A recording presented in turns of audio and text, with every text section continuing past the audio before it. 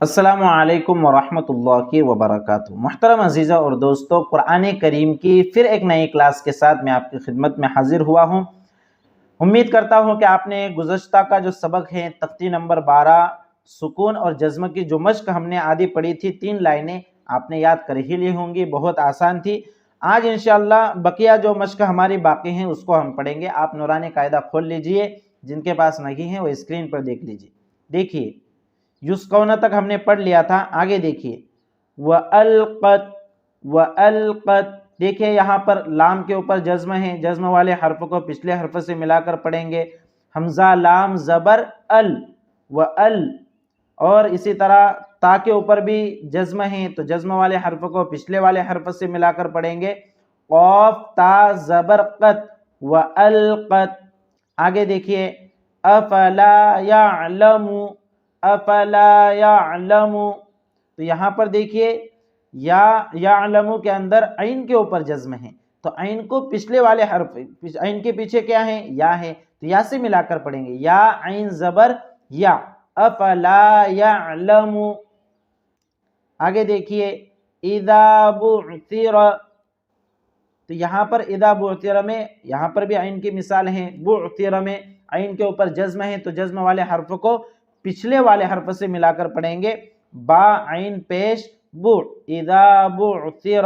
دیکھیے اس سبق کے اندر اصل ہمیں جزم اور سکون کے مشق کرنا ہے، لیکن ہم دوسری بھی بہت سارے قاعدے اور فارمولے اس میں ہے، اگر ہم غور کریں تو دیکھیے افلا یعلم لام الف زبر لا، الف مدہ ہے، اسی طرح اذا بعثر کے اندر بھی ذال الف زبر ذا ہے، الف مدہ ہے، تو دوسرے قاعدوں کا بھی آپ دور اس میں کر سکتے ہیں۔ آگے دیکھیے فَأَلْهَمَهَا فُجُورَهَا وَتَقْوَاهَا، اب یہاں پر دیکھیے کہاں کہاں پر جزم آیا ہے۔ فَأَلْهَمَهَا میں لام کے اوپر جزم ہے تو لام کو اس کے پچھلے والے حرف سے یعنی حمزہ سے ملا کر پڑھیں گے، حمزہ لام زبر ال، فَأَلْهَمَهَا۔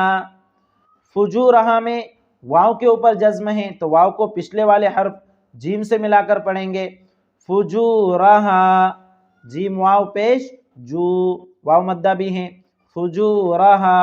آگے دیکھیے وتقواہا، یہاں پر قاف کے اوپر جزم ہے تو قاف کو پچھلے والے حرف یعنی تا سے ملا کر پڑھیں گے، تا قاف زبر تق، اور قاف یہ حروف قلقلہ میں سے ہیں اور ساکن بھی ہے، اس لیے اس میں قلقلہ بھی ہوگا، آواز ٹکر کھا کر الگ ہو جائیں گی، وتقواہا، اس طرح سے۔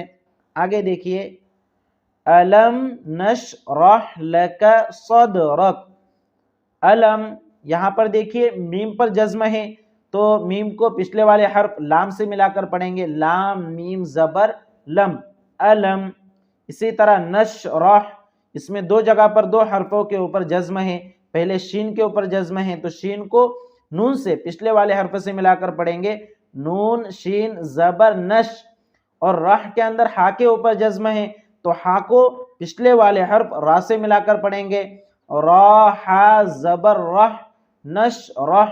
اب آپ اس کو یاد رکھیے، یہ ہجے کرنے میں کام آئے گا کہ جس حرف کے اوپر بھی جزم ہوگا اس کو پچھلے والے حرف کے ساتھ ملا کر پڑھیں گے۔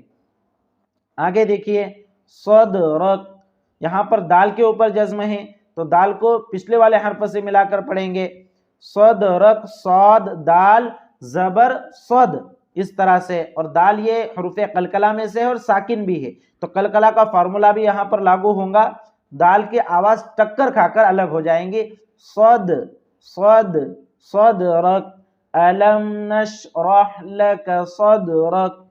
دیکھیے آگے ہل اتاک، ہل اتاک، اس میں ہل لام کے اوپر جزم ہے تو لام کو پچھلے والے حرف سے ملا کر پڑھیں گے، ہا لام زبر ہل، ہل اتاک۔ آگے دیکھیے مثال فلہم اجر غیر ممنون، فلہم، فلہم میں میم کے اوپر جزم ہے تو میم کے پچھلے والا جو حرف ہے ہا اس سے ملا کر پڑھیں گے، ہا میم پیش ہم، فلہم۔ اجرن میں جیم کے اوپر جزم ہے تو جیم کو پچھلے والے حرف سے ملا کر پڑھیں گے، حمزہ جیم زبر اج، اور جیم یہ حروف قلقلہ میں سے ہیں اور ساکن بھی ہیں، اس لیے اس میں قلقلہ ہوگا، آواز ٹکر کھا کر الگ ہوں گی، اج अज, फलहुम अजरुन, गैरु, गैरु में या के ऊपर जज्म है इसलिए पिछले वाले हर्फ गैन से मिलाकर पढ़ेंगे। गैन या जबर गई, रा पेशरु गैरु, फलहुम अजरुन गैरु ममनूनिन। तो यहाँ पर जो दूसरे वाला मीम है ममनून के अंदर दूसरे वाला मीम तो उसके ऊपर जज्म है तो उसको पहले वाले मीम से मिलाकर पढ़ेंगे। मीम मीम जबर मम, फलहुम अजरुन गैरु ममनूनिन।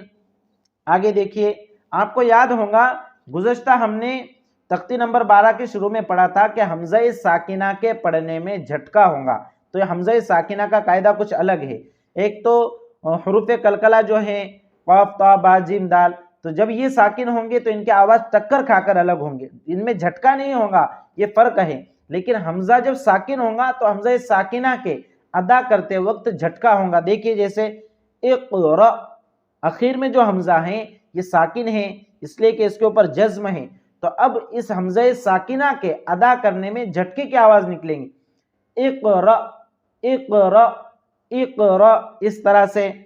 आगे देखिए, ये सारी मिसालें नीचे की हमज़ा साकिना की हैं। तून, तो देखिए त के अंदर जो हमज़ा है वो साकिन है तो हमज़ा साकिना के पढ़ने में झटका होगा। इसको तातूना तातूना इस तरह से नहीं पढ़ेंगे, तूना। इसी तरह इक़रा को इक़रा इक़रा इस तरह से नहीं पढ़ेंगे, इक़रा इस तरह से झटका देकर पढ़ेंगे। आगे देखिए,